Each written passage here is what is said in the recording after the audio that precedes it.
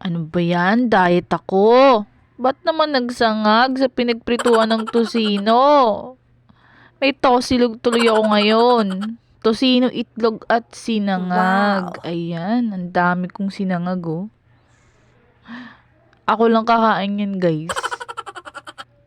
Heavy breakfast talaga. Kaya kayo kung di pa kayo nag-breakfast, mag-breakfast na kayo dahil importante yan.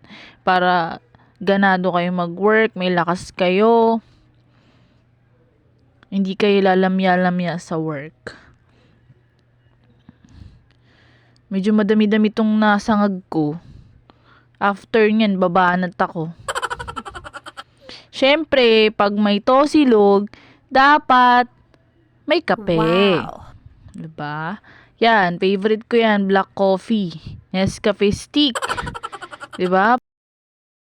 Para kanino ka bumabangon? Siyempre, para sa utang, para sa mga bills.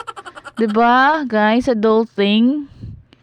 Sa mga breadwinners dyan, ng family, shoutout sa inyo. Kaya natin to, laban lang. Siyempre, di mawawala yung kape. Kape is life.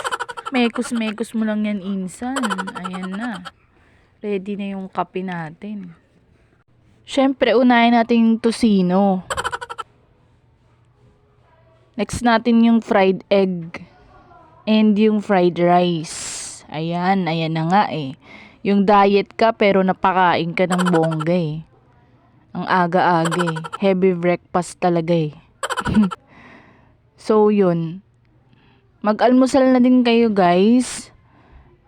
Importante yan para sa umaga may lakas kayo.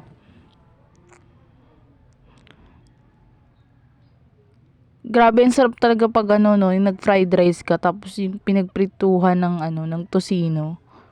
Solid yung fried rice eh. Talagang mapapakain ka talaga ng bongga. Yung kahit diet ka, ay kain na lang pala ako. Nagbago na isip mo. So yun, yan. Banat lang talaga. Kain tayo guys. Tapos higop ng kape. Kape is life. Tosino ulit.